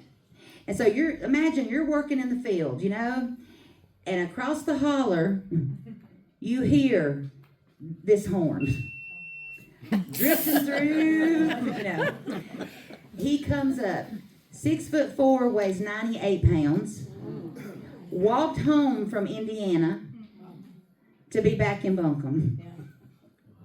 I call these stories, I can't believe I actually am here, Michelle, because, that he could have easily passed away, right? Then later on, many years later, Amos Alexander met Grandma Horsley, right? And they get married. Her name was Helen, and she was beautiful. So Helen didn't want to really live on the farm. She wanted to live in Tallapoosa, wanted to live in the city. I really think she was kind of wanting to be a city girl. So they bought a restaurant on Head Avenue, and they named it Horsley Cafe, and they lived on top of it. Now, I cannot find the tax records for this, but you know, that's what they all tell me. And Ethel used to run out of the cafe, and they should go missing, and they would find her on the front row of the movie theater, asleep, watching movies. It caught on fire, and they jumped out the window, and my grandmother wrapped my Papa Floyd, in a blanket, and jumped out, slid down the awning, and hit the ground, and say, "Papa, once again, it's a miracle I'm here." Now, Papa and Homer Benefield, they were good friends, if not best friends. And me and you have been talking a little bit on the phone about that, and you said that one day someone asked Homer, "When do you start planting your field?" And he said, "When Brother Floyd starts planting his field." Papa had the neatest field, hardest working man I know I've ever known. But they were best friends. And the love of community came through, you know, just with every day that we were out there in Buncombe. But I just wanted to share that about my family. There was probably some more, but I don't remember. Oh, the old one, Amos Richard, the Civil War guy. He was left-handed. He was also a very good baritone and well known around the area for his sacred harp singing. I too am left-handed, the only one in my family besides him. And so that was kind of neat to find out. All right. You want to come talk about when your family showed up, Tommy? Oh, I'm so sorry. This covers a bunch of people in this room. This is Mr. Okay. George Wheeler, the McGuire, Wheeler, Crawford bunch. He lived to be 99, and Miss Martha lived to be 95. They celebrated a 75th wedding anniversary. I never knew that. But Mr. George Wheeler, this was when he was 96, got a card from the president there, but he lived to be 99, and he's got a bunch of, from the Shiloh area back to Highway 100, all those folks are hogging that area right in there. So anyway, now go, that sets you up there. Thank you. Nothing prepared. I was voluntold that I was going to do this, and the turnout is a lot bigger than we expected. So I'm really excited there's so many people here. But George Thomas Wheeler, G.T. Wheeler, was my great-grandfather. Lived on Shallow Church Road. Most of y'all my age remember the old house there. It's no longer there. Albert Wheeler now lives on that farm. It was about 40 acres. And the well curve is still there. If you go by, you can see it out in the pasture, but it's all in pasture. The house sit right on the road. Had a small little bridge across the ditch. I don't know if y'all can hear me well or not. But for them to get to the mailbox, because they were, they got up in, he was again, lived to be 96, and then Grandma Wheeler, as we called her, lived, I want to say 88. I can't remember. Well, there she is. And Mary Tollison did one of her paintings of that old home place, which I have a framed copy at the house, and I'm truly thankful that I have that, because the house, the barn, the corn crib, everything's gone. But from what I know, Martha Elizabeth Haynes Wheeler was my great-great-grandmother, and George Thomas was my great-grandmother, my great-grandfather, and my sister and I were both named after their middle names. I'm named after him, and my sister's middle name is Elizabeth. So I grew up getting off the bus there. They were elderly, and would go in and watch cartoons, and one of the children there would sit with them, and I would get off the bus there and stay with my parents, pick me up. But they ended up having 10 kids total. My grandmother, Nina Wheeler Crawford Johnson, many of y'all know her. I'm tired of so many stories that have already been told. It's just, it's amazing how it all fits together, and the life that I've enjoyed there, it's really just tied to so many stories. But anyway, they came in 1919, the year she was born, and bought that 40-acre farm. They came from around Kansas community, is what I recall from what I've been told, and started their I guess continued their family there. They ended up having one more child, Ernest. Papa was, as we called him, he was a blacksmith. There was a blacksmith shop across the road from the house. When we were kids, we'd go crank the fan motor, and it was rusty. It made this awful sound, but we thought it was cool. And he also made white oak strip baskets. And Howard Johnson was my grandfather, my second grandfather, but my only one I ever knew. And he would talk about Papa's basket. He wasn't related to him, but he married his daughter on second marriage. But anyway, he would talk about his baskets and said that Papa's baskets would hold wheat. Most people's would only hold corn. He made them so tight and knew how to make them real well. But he was a founding member of Antioch and helped build that church. So I was very lucky to be born when I was to actually know him and tell stories. I'll share a couple of little quick stories. Everybody's getting long-winded about their own family, and I don't want to go on and on and on. But I know where your parents got married, Diane, and I don't know if you know that story. I'm sure you do. I went fishing with her daddy one time, Buey, which was my grandfather's brother. Hoyt and Buey Johnson were brothers. And I've gone to this rock store many times, as all of y'all have, if you're my age or older. But he took me fishing one time, and we were going out. If you go out High Point, go down to Smithville Road and head back towards State Line Road, there's an intersection. There's an old rock barn with no roof, and everybody around here knows where that's at if you've been by there. It's been there all my life. But he said they went hunting the preacher, and the preacher wasn't around, and he'd gone out to Macedonia to have lunch with somebody, and Mildred and View wanted to get married. They wanted to get married right then. And so they met him in the road coming home and at State Line and Smithfield, and pulled him over, and he married him right there. So I thought that was a cool story. But I went to the store. My grandmother, Nina, worked at Hubbard's her whole life, 30 years. And I'm going to tell one more little story, and I'm going to move on, because there's, again, tied to so many. But she would bring home 50-cent piece for me and my cousin, and she stayed on the weekends. She was younger, so she was still working. Her brothers and sisters were older, and they would stay during the week because they didn't work with my great-grandparents. So on the weekends, she stayed and babysat her parents. We would go stay with her because she would cook tea cakes. And all y'all had her tea cakes. So she'd give us 50 cents a piece, and we would walk up the road to Dewey's and look in the ditch for a glass bottle that might be worth a nickel to trade it in to have 55 cents. And we'd get there and we'd get a knee-high or RC and a handful of chocolate footballs and some Bazooka bubble gum or whatever. And that was big time. 50 cents was a lot of money back then for a kid. But there's just many stories, and I'm very blessed to have grew up in a community where so much of us are so connected in so many ways. Miss Johnson's book, The Wheelers, take about 5 pages, where everybody else takes about 2 pages. And Leona married into the Ellises, ties the Ellises into the Wheelers. And it's Lewis's daughter Neil married brought the McGuires on the hill up there.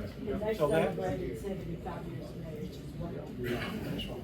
Yeah. And so anyway, that whole bunch ties together on that hill all the way from old 100 to new 100. My dad was involved in basketball and played with your brother Charles, and they were best friends. The farms touched in the back from the Wheeler farm and the Johnson farm, and played music with Harold. They had a band called the Rhythm Association, and denim jacket with yarn stitched in the back because you didn't have embroidery access back then, and my mother stitched it, I think, and they played together, and they were in a car at one time. Dad had a van, and it was a carpet van during the week, and it was a music van on the weekend, and they were always getting stopped and checked to see if they were smoking dope, because back then if you drove a van, you had to be smoking dope. So one time the lady pulled out in front of them where the body shop is there in Bremen, where the Williams body shop used to be, and they hit her. She didn't see them, they hit them. The door flew open, and Dad turned around and looked, and Harold was gone. And Dad was just mortified, and he was yelling for him, and he said, Harold, and Harold come running back up, I'm here, and he threw him out in the ditch, but he wasn't hurt. So somebody came and got him. They got all their stuff together, and they somebody drove them back and they went to VFW or wherever they were and made it to their gig on time, but I don't wanna go on and on, there's a million stories. It's I'm hard sure to other stop, people wanna it's hard to stop, isn't it? It's hard to stop. It is, it is. Yeah. Oh, yes, please. Anyway.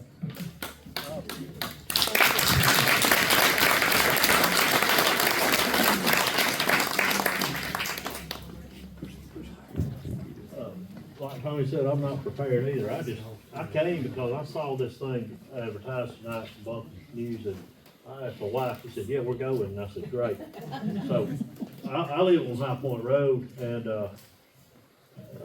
for 26 years now, my name's Richard Lusk. I'm a Bremenite, I guess you could say. I was raised there and everything, but however,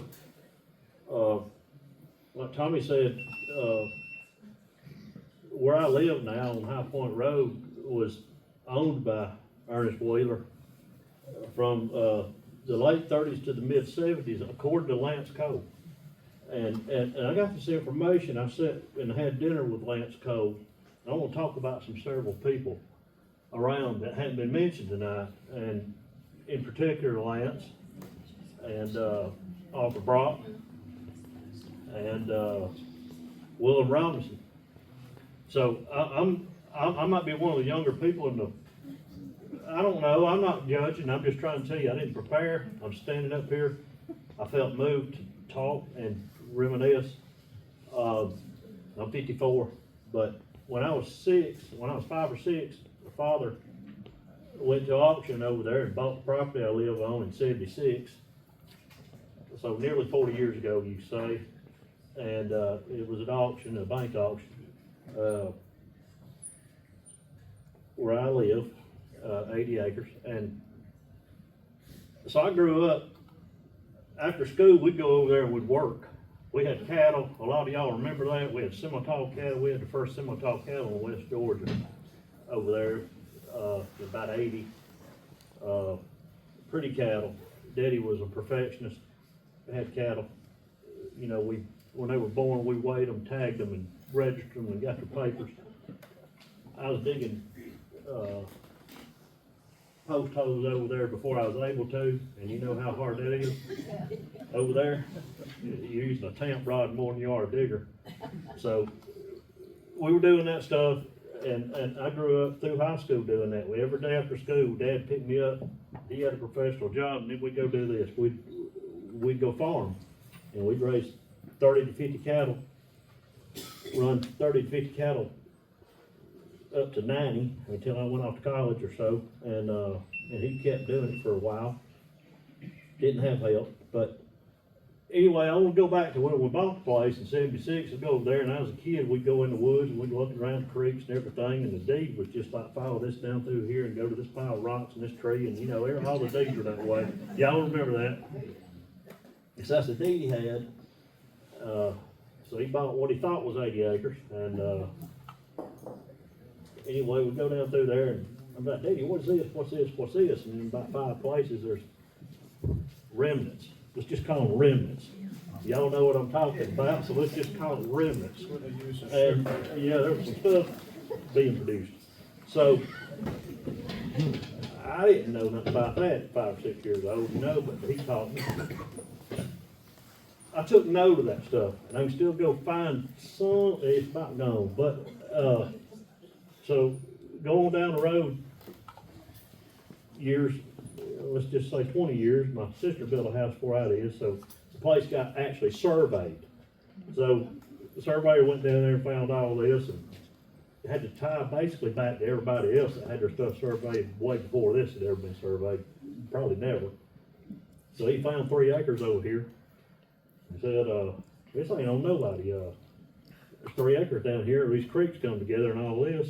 You want me to put it on you? And Daddy called me or something about it. I said, yeah, let's just tell them to put it in the survey.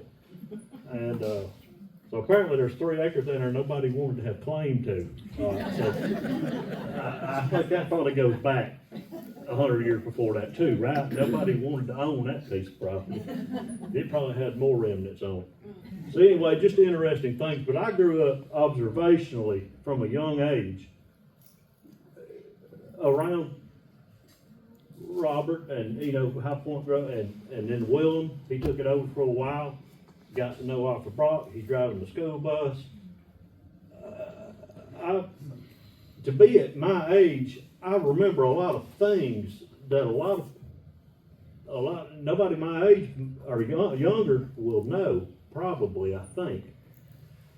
And I'm proud of that. Lance Cole took me to Washington DC in the 5th grade, drove the bus. I had chicken pox on the way. You remember that? I had dinner with him March 25th of 2017 at Applebee's in Carrollton. I made a note and put it in my phone. I've kept it with him and his wife Joy. And he was 78 years old then. And I know he passed a couple years ago. But he gave me history of, I asked him questions about what's the history of the place I live at. Anyway, he told me in the 1990s, likely B.B. Johnson's father, that had the rock store, y'all all talked about, probably owned it then. In the 20s to the late 30s, A.B. Smith, which is Mr. Cole's grandfather, owned it. He was pretty sure of that. And in the late 30s to the mid 70s, Mr. Ernest Boyd owned it, and then 74 to 76, Wayne Robinson, which is Willem and Elmer's brother. And there was a bank sale, you know, in 76, so that's how Daddy acquired it. But however, I'm proud to live there. I built a house in 99. I built a house that I want to live in and die in until I die. I'm proud to be a resident of Buncombe.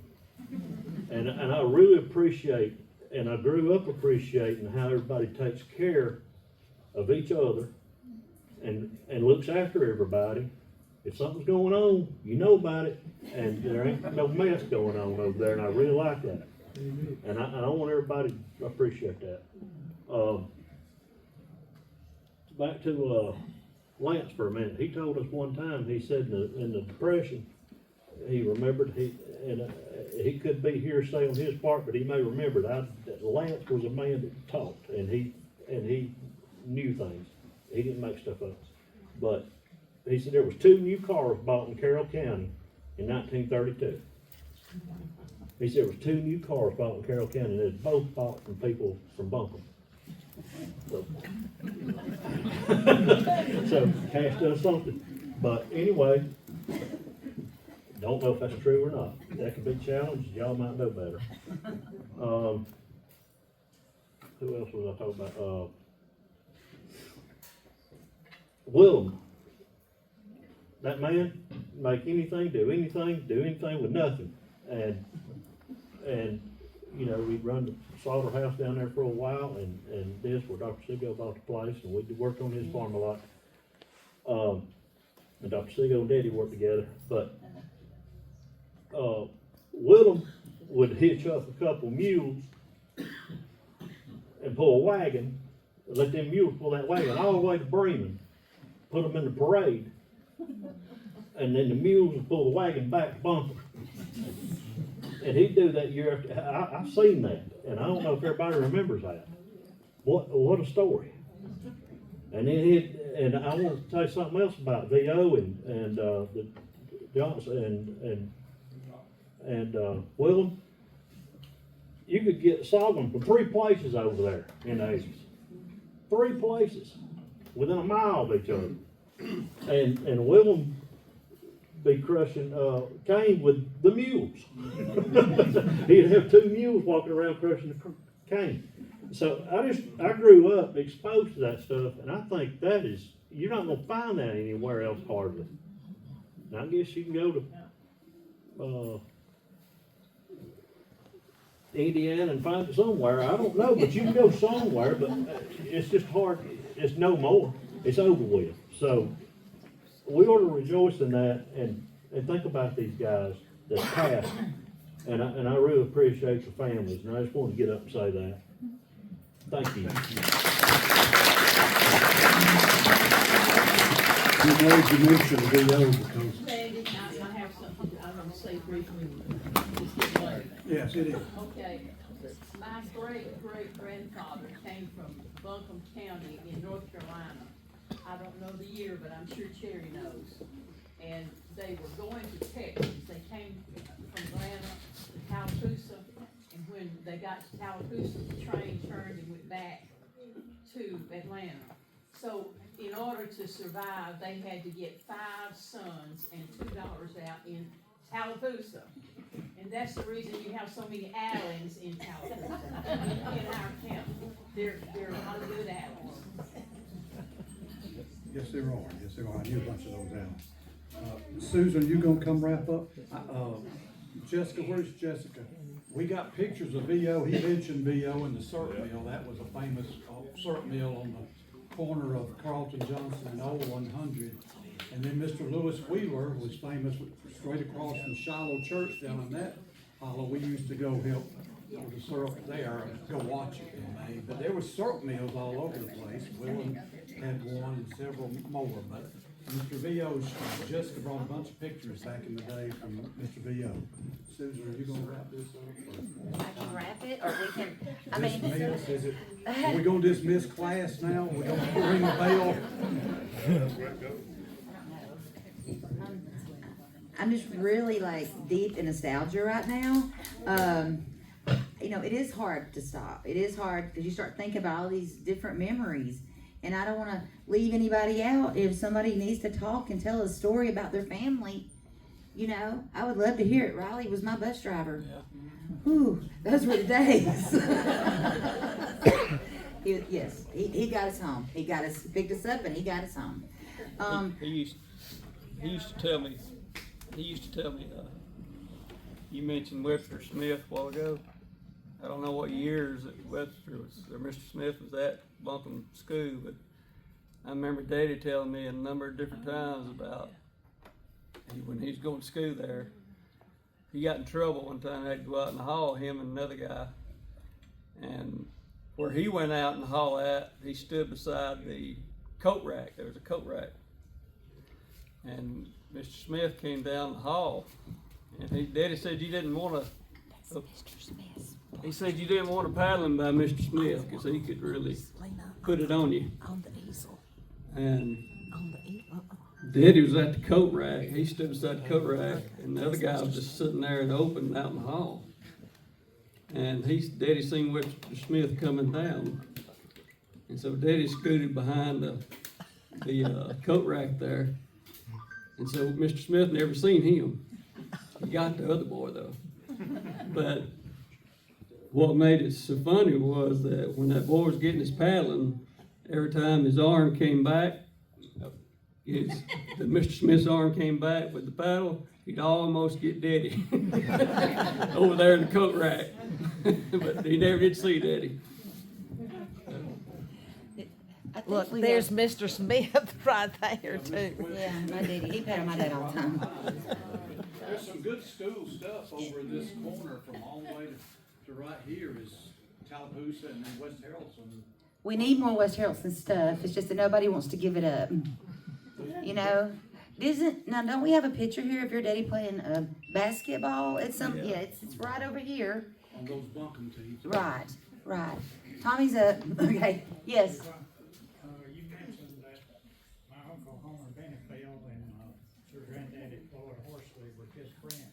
Yes. That reminded me of a story about your granddaddy's brother, Neil Horsley. He and Uncle Homer were about the same age growing up. And they said the only break they had was usually on Saturday afternoons. So one week they had got out and worked real hard. We earned them a quarter apiece. Back then, you could go to the theater for 15 cents and buy a soft drink for a nickel and a big candy bar about a foot long for a nickel. And so they had them a quarter apiece, and they started walking to town up the road there on the old dirt road. It used to be Columbus Road, where 100 is now. And Mr. O. Dewberry lived over here close to Pleasant Hill Cemetery. And he drove the school bus for probably 40 years or more. And back then, I think the bus drivers had to buy their own bus and contract with the county to haul the kids, so he had his bus out there at the barn loading up some corn in the back of his school bus to carry the meal to Tallapoosa to get it ground. And so he saw Homer and Neil walking up the road, and he hollered at them and asked them if they was headed to town, and they said, yeah. So he said, tell you what, y'all will come help me load this corn in this bus, I'll carry you on to town. So they went out there and helped him 2 or 3 hours load that bus with corn, carry the meal, and so they got to Tallapoosa. He was letting them off the bus, and for some reason, Uncle Homer said, how much we owe you? And Mr. Dewberry said, oh, about a quarter apiece. So he got quarters. And there they were in town, didn't have a dime or nothing left. So they couldn't do anything after they walked all the way to town. You know, He said Neil got a hold of him by the shoulder and shook him, said, Homer, why in the world you asking me to work 2 hours more loading corn to ride to town? I thought that was kind of funny. They lost their quarters. for sure. You know, my cousin and I, Michelle, we grew up having to spend summers, not having to, we stayed summers with Mama and Papa. And he would make us go pick watermelons all day long. There was nowhere to hide. We tried.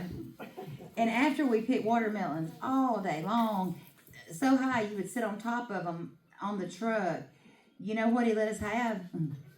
A watermelon. That was our payment, was a watermelon. And it was good, don't get me wrong, but that was it. So, yeah. Okay, let's see. Sherry, you want to say something? Sure.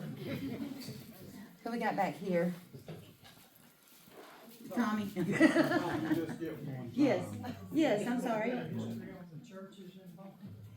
We were supposed to have, I think we Can we dropped the schedule ball. another Buncombe? I'm thinking, y'all, we might need to do a part 2. This was a wonderful experiment. It went better than I ever dreamed.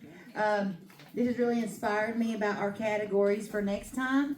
And that's the churches. I know we discussed that, Susan, didn't we? The history of the churches. So that would be wonderful for the next agenda. But if nobody has anything else, I appreciate everybody coming. It is getting very late for a Thursday night. And, you know, thank y'all for coming.